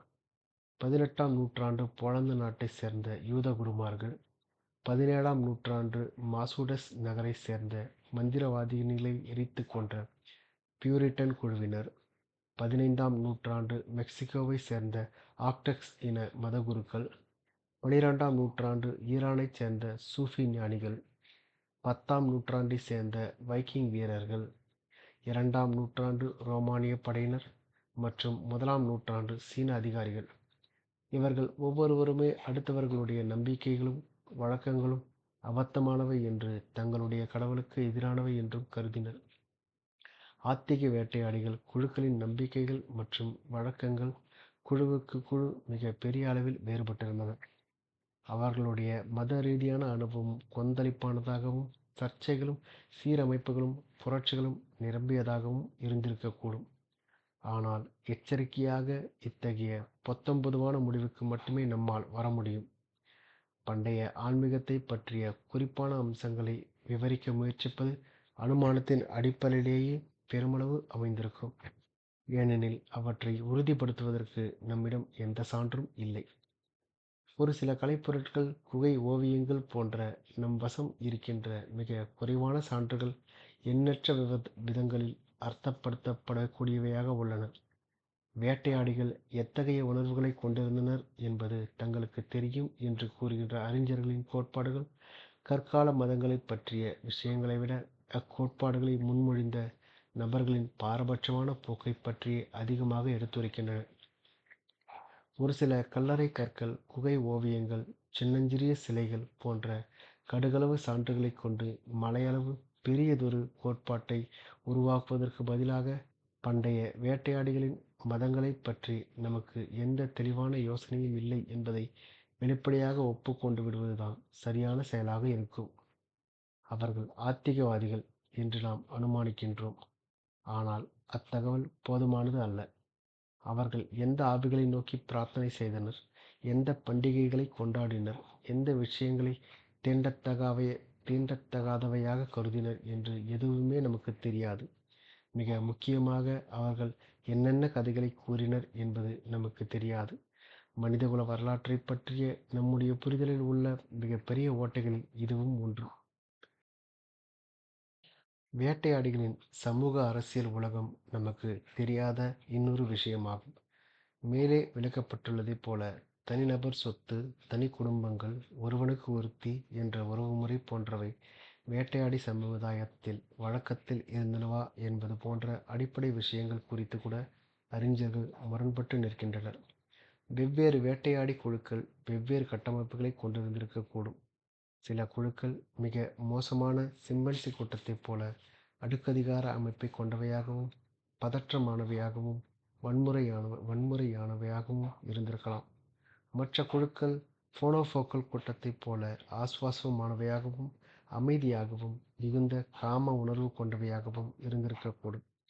ரஷ்யாவில் தொல்பொருள் ஆராய்ச்சி மேற்கொள்ளப்பட்டுள்ள இடமான சங்கீர் என்ற பகுதியில் 1955 மாமூத்துகள் வேட்டை கலாச்சாரம் நிலவிய ஒரு காலகட்டத்திற்கு சொந்தமான 30,000 ஆண்டுகால பழமையான கல்லறை தோட்டம் ஒன்றை தொல்பொருள் ஆராய்ச்சியாளர்கள் கண்டறிந்தனர். அங்கிருந்த ஒரு கல்லறையில் 50 வயது ஆண் ஒருவரின் எலும்புக்கூட்டை அவர்கள் கண்டுபிடித்தனர். மாமூத்துகளின் தந்தங்களிலிருந்து செய்யப்பட்ட சின்னஞ்சிறு மணிகளால் ஆன மாலைகள் அவருடைய உடல் முழுவதையும் மூடியிருந்தன. மொத்தம் 3000 மணிகள் இருந்தன. அவருடைய தலையின் மீது நரிப்பற்கள் அலங்கரிக்கப்பட்ட ஒரு தொப்பி இருந்தது. அவருடைய இரண்டு மணிக்கட்டுகளிலும் தந்தங்களால் ஆன 25 வளையல்கள் இருந்தன. அதே இடத்தை சேர்ந்த பிற கல்லறைகளில் இருந்து மிக குறைவான பொருட்களே கிடைத்தன. சங்கீர் பகுதியில் வாழ்ந்த மாமூத் வேட்டையாடிகள் அடுக்கதிகார அமைப்பை கொண்ட ஒரு சமுதாயத்தில் வாழ்ந்தனர் என்றும், இறந்துபோன அந்த மனிதர் ஒரு குழுவின் தலைவராகவோ அல்லது பல குழுக்களை உள்ளடக்கிய ஓர் ஒட்டுமொத்த பழங்குடியின் தலைவராகவோ இருந்திருக்க வேண்டும் என்றும் அறிஞர்கள் குறித்தறிந்தனர். ஒரே ஒரு குழுவை சேர்ந்த ஒரு சில டஜன் உறுப்பினர்களால் இத்தனை கல்லறை பொருட்களை தாங்களாகவே உருவாக்கியிருக்க முடியாது. அந்த குறிப்பிட்ட கல்லறையை விட அதிக சுவாரஸ்யமான இன்னொரு கல்லறையை தொல்பொருள் ஆய்வாளர்கள் கண்டறிந்தனர். அதில் 2 எலும்புக்கூடுகள் இருந்தன. அவை சேர்த்து புதைக்கப்பட்டிருந்தன. ஓர் எலும்புக்கூடு சுமார் 12 அல்லது 13 வயது கொண்ட ஒரு சிறுவனுடையது. இன்னொன்று சுமார் 9 அல்லது 10 வயது கொண்ட ஒரு சிறுமியுடையது. அச்சிறுவனின் உடல் மாமூத்து தந்தங்களிலிருந்து செய்யப்பட்ட 5000 மணிகளால் மூடப்பட்டிருந்தது. ஒரு நரிப்பல்லால் அலங்கரிக்கப்பட்ட ஒரு தொப்பியையும் 250 நரிப்பற்களால் ஆன ஒரு பெல்ட்டையும் அவன் அணிந்திருந்தான். இத்தனை பற்களைப் பெறுவதற்கு குறைந்தபட்சம் 60 நரிகளின் பற்களையாவது பிடுங்கியிருக்க வேண்டும். அச்சிறுமியின் உடலை 5250 மணிகள் அலங்கரித்திருந்தன. பல சிறிய சிலைகளும் தந்தங்களிலிருந்து செய்யப்பட்ட பல்வேறு வகையான பொருட்களும் அந்த 2 குழந்தைகளையும் சூழ்ந்திருந்தன. திறமை வாய்ந்த ஒரு கைவினைக் கலைஞனுக்கு ஒரு தந்தத்திலிருந்து ஒரே ஒரு மணியை உருவாக்குவதற்கு ஏறத்தாழ 45 நிமிடங்கள் தேவைப்பட்டிருக்கும். வேறு வார்த்தைகளில் கூறினால், அவ்விரு குழந்தைகளையும் அலங்கரித்திருந்த 10,000 மணிகளை உருவாக்குவதற்கு சுமார் 3000 மணி நேரம் வேலை செய்ய வேண்டியிருக்கும். பழுத்த அனுபவம் வாய்ந்த ஒரு கைவினைக் கலைஞன் 3 ஆண்டுகளுக்கு மேல் அதற்கு உழைத்திருக்க வேண்டும். அக்குழந்தைகள் அவ்வாறு சிறிய வயதிலேயே தலைவர்களாகவோ அல்லது மாமூத்துகளை வேட்டையாடிகளாகவோ இருந்திருக்க முடியாது. அவர்களுக்கு ஏன் அப்படி பிரம்மாண்டமான இறுதி சடங்கு நடத்தப்பட்டது என்பதற்கு கலாச்சார நம்பிக்கைகளால் மட்டுமே விளக்க முடியும். அக்குழந்தைகளின் பெற்றோர்கள் ஏதோ முக்கிய பொறுப்புகளில் இருந்திருக்க வேண்டும் என்று ஒரு கோட்பாடு கூறுகிறது. வாரிசு அரசியல், குடும்ப வசீகரம் போன்றவற்றில் நம்பிக்கை வைத்திருந்த ஒரு கலாச்சாரத்தை சேர்ந்த ஒரு தலைவரின் குழந்தைகளாக அக்குழந்தைகள் இருந்திருக்கக்கூடும். இரண்டாவது கோட்பாட்டின்படி, அக்குழந்தைகள் பிறந்தபோது இறந்துபோன யாரோ இருவருடைய ஆவிகளின் மறு அவதாரங்களாக அவர்கள் அடையாளம் காணப்பட்டிருக்க வேண்டும். அக்குழந்தைகளின் பிரம்மாண்டமான இறுதி சடங்கு அவர்களுடைய அந்தஸ்தை விட அவர்கள் இறந்த விதத்தை பிரதிபலிப்பதாக ஒரு மூன்றாவது கோட்பாடு கூறுகிறது. அவர்கள் ஏதோ ஒரு சடங்கின் மூலம் பலி கொடுக்கப்பட்டனர் என்றும், அவர்களுடைய குழுவின் தலைவர் இறந்து அவருடைய இறுதி சடங்கின் ஒரு பகுதியாக இக்குழந்தைகள் பலி கொடுக்கப்பட்டு பிறகு அவர்கள் இவ்வாறு அலங்கரிக்கப்பட்டு புதைக்கப்பட்டிருக்கலாம் என்றும் அக்கோட்பாடு மேலும் விளக்குகிறது. இம்மூன்று கோட்பாடுகளின் எது சரியாக இருந்தாலும் சரி, நம்முடைய டிஎன்ஏவின் இயல்புக்கும் பிற மனித இனங்கள் மற்றும் விலங்கினங்களின் நடத்தை போக்குக்கும் அப்பாற்பட்ட சமூக அரசியல் விதிமுறைகளை 30,000 ஆண்டுகளுக்கு முன்பு சேப்பியன்ஸால் உருவாக்க முடிந்துள்ளதற்கான மிக சிறந்த சான்றுகளாக சங்கீர் குழந்தைகள் திகழ்கின்றனர். சமாதானமா அல்லது சண்டையா? இறுதியாக, வேட்டையாடி சமுதாயங்களில் போரின் பங்கு பற்றிய சிக்கலான கேள்வி ஒன்று எஞ்சியிருக்கின்றது. பண்டைய வேட்டையாடி சமுதாயங்கள் அமைதியான சொர்க்க பூமிகளாக இருந்தன என்றும், வேளாண் புரட்சிக்குப் பிறகுதான் போரும் வன்முறையும் முளைத்தன என்றும் சில அறிஞர்கள் நம்புகின்றனர். ஏனெனில், வேளாண் புரட்சிக்குப் பிறகுதான் மக்கள் தனிப்பட்ட முறையில் சொத்துக்களை சேர்க்கத் தொடங்கினர்.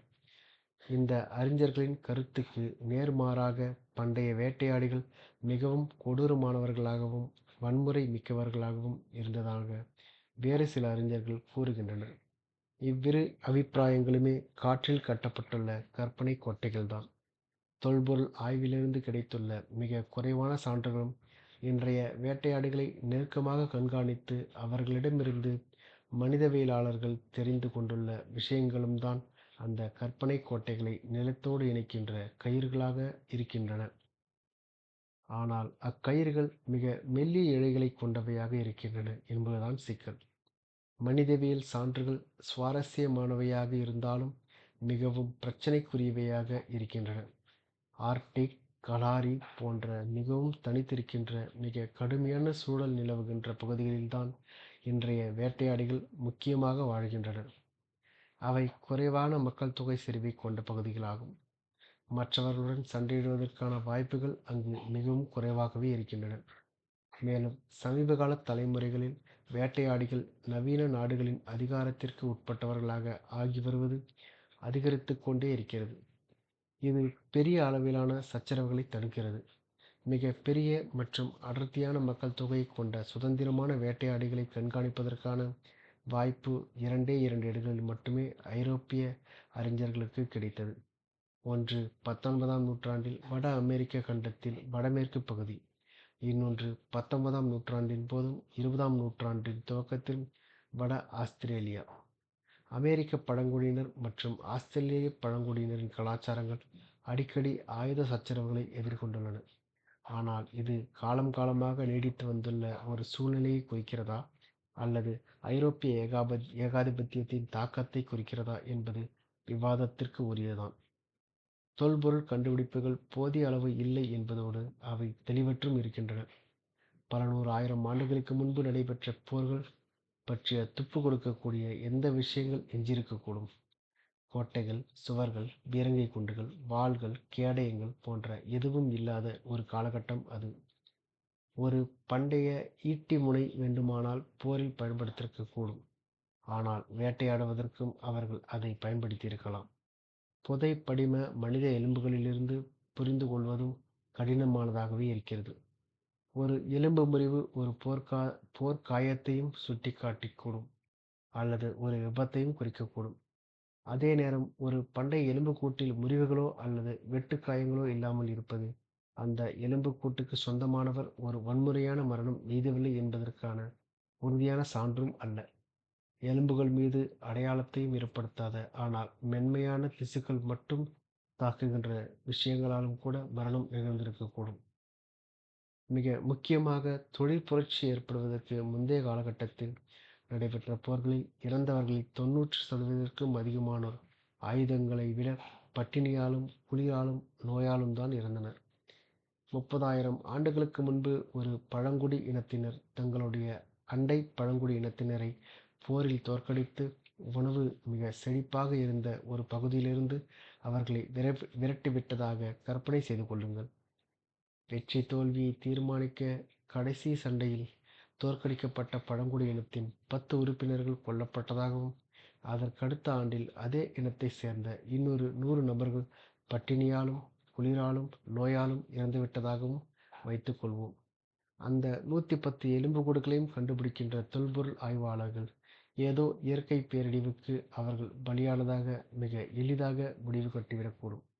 ஆனால் அவர்கள் எல்லோரும் ஒரு கொடூரமான போரில் பலியானவர்கள் என்று எப்படி நம்மால் கூற முடியும்?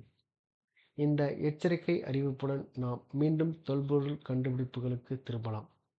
போர்ச்சுகல் நாட்டில் வேளாண் புரட்சிக்கு சற்று முந்தைய காலகட்டத்தை சேர்ந்த 400 எலும்புக்கூடுகள் ஆய்வு செய்யப்பட்டன. அவற்றில் 2இல் மட்டுமே வன்முறைக்கான தெளிவான அடையாளங்கள் இருந்தன. இஸ்ரேலில் கண்டெடுக்கப்பட்ட அதே காலகட்டத்தை சேர்ந்த 400 எலும்புக்கூடுகள் மீதும் அதே மாதிரியான ஒரு ஆய்வு மேற்கொள்ளப்பட்டது. அவற்றில் ஒரே ஓர் எலும்புக்கூட்டின் மண்டையோட்டில் ஒரே ஒரு பிளவு இருந்தது. மனித வன்முறையை இதற்கு காரணமாக கூறலாம். டேன்யூப் பள்ளத்தாக்கின் பல்வேறு பகுதிகளிலிருந்து கண்டெடுக்கப்பட்ட வேளாண் புரட்சிக்கு முந்தைய காலகட்டத்தை சேர்ந்த 400 எலும்புக்கூடுகள் மீது நடத்தப்பட்ட ஒரு 3வது ஆய்வில் 18 எலும்புக்கூடுகள் மீது வன்முறைக்கான அடையாளங்கள் காணப்பட்டன. 400இல் 18 என்பது அதிகம் அல்ல என்று தோன்றக்கூடும். ஆனால் உண்மையில் அது மிகவும் அதிகம். அந்த 18 எலும்புக்கூடுகளும் உரியவர்கள் உண்மையில் வன்முறையான முறையில் இறந்திருந்தால், பண்டைய டேன்யூப் பள்ளத்தாக்கில் நிகழ்ந்த மரணங்களில் 4.5% மனித வன்முறையால் விளைந்த மரணங்கள் என்று பொருள். இன்று போர்கள் மற்றும் குற்றங்களை சேர்த்து உலக சராசரி வெறும் 1.5% மட்டுமே. 20ஆம் நூற்றாண்டில் வெறும் 5% மரணங்களே மனித வன்முறையால் விளைந்தன. இத்தனைக்கும் அந்த நூற்றாண்டில்தான் வரலாற்றில் மிக கொடூரமான போர்களும் மிக பெரிய அளவிலான இனப்படுகொலைகளும் நிகழ்ந்தன. இதை ஓர் அளவுகோலாக வைத்துக் கொண்டால், பண்டைய டேன்யூப் பள்ளத்தாக்கு 20ஆம் நூற்றாண்டின் அளவுக்கு வன்முறையானதாக இருந்தது என்று கூறுவது பொருத்தமானதாக இருக்கும். டேன்யூப் பகுதியைச் சேர்ந்த 18 பேரில் எலும்புக்கூடுகளிலும் வன்முறைக்கான அடையாளங்கள் இருந்தபோதிலும், அவர்கள் எல்லோருமே உண்மையில் வன்முறையால் இறக்கவில்லை என்றும், அவர்களில் சிலருக்கு காயங்கள் மட்டுமே ஏற்பட்டன என்றும் வாதிடக்கூடும். ஆனால் மென்மையான திசுக்களுக்கு நேர்ந்த தாக்குதலாலும் வாழ்வாதாரங்கள் பாதிக்கப்பட்டதால் பட்டினி போன்ற போரின் மறைமுக பின் விளைவுகளாலும் ஏற்பட்ட மரணங்கள் இதை ஈடுகட்டுகின்றன. டேன்யூப் பள்ளத்தாக்கிலிருந்து கண்டுபிடிக்கப்பட்ட மனசோர்வூட்டும் உண்மைகளைப் போல பிற பகுதிகளிலிருந்தும் பல மனசோர்வூட்டும் உண்மைகள் கண்டுபிடிக்கப்பட்டுள்ளன.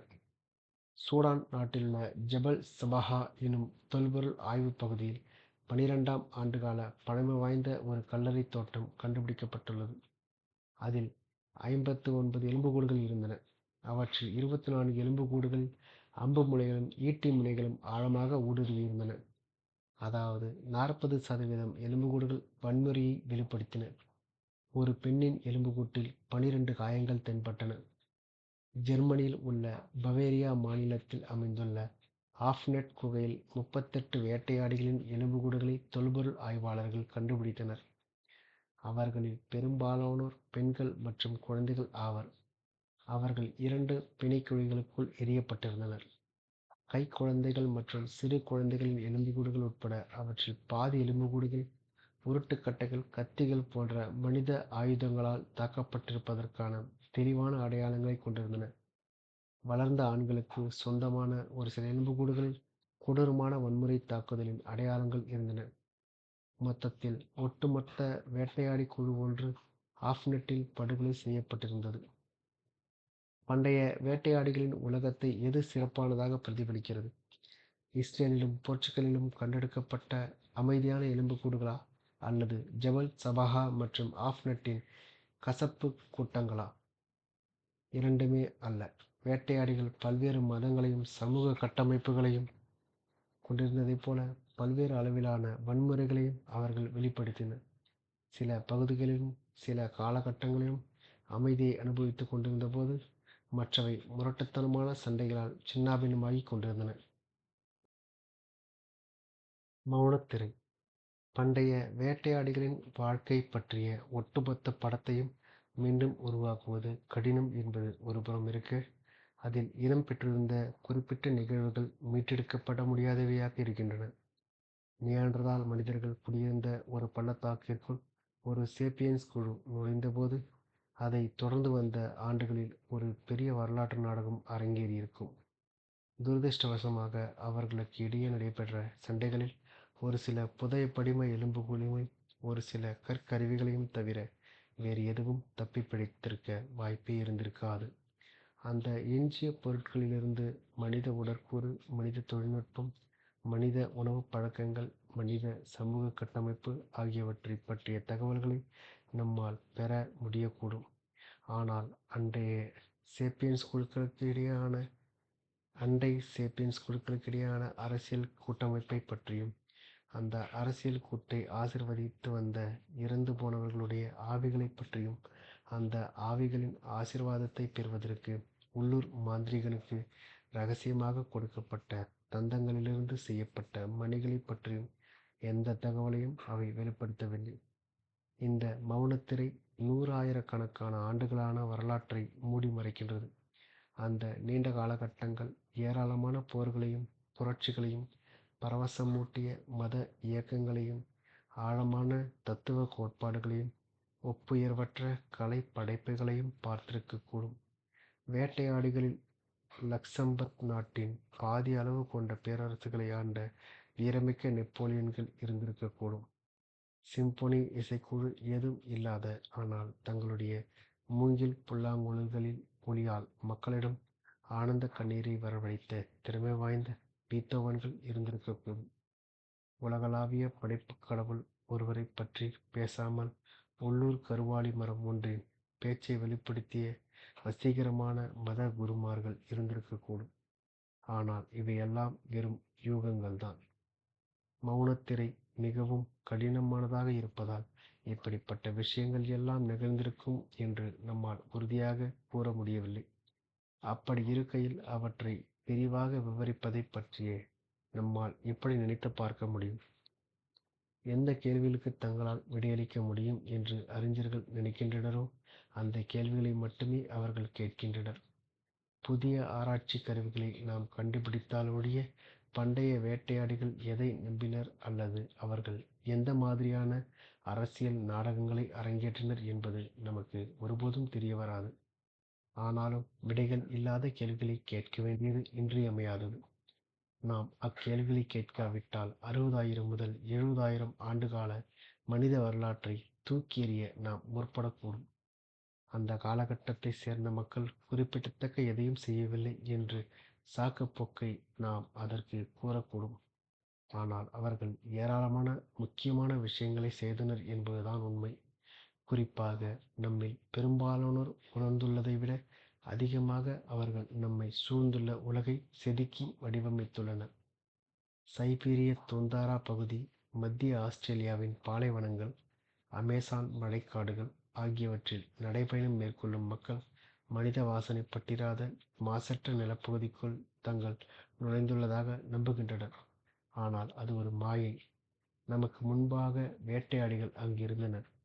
மிக அடர்த்தியான காடுகளிலும் ஆளரவமற்ற ஒதுக்குப்புறமான பகுதிகளிலும் கூட அவர்கள் குறிப்பிடத்தக்க மாற்றங்களை செய்தனர். முதல் வேளாண் கிராமம் உருவாக்கப்படுவதற்கு முன்பாகவே வேட்டையாடிகள் எப்படி நம்முடைய புவியின் சூழலை முற்றிலுமாக மறுவடிவமைப்பு செய்தனர் என்பதை அடுத்த அத்தியாயத்தில் பார்க்கலாம்.